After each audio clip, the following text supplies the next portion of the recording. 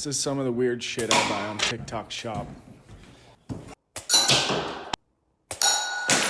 Boom! So I'm just gonna remove this fan in the nursery, add a couple can lights, and then patch the hole.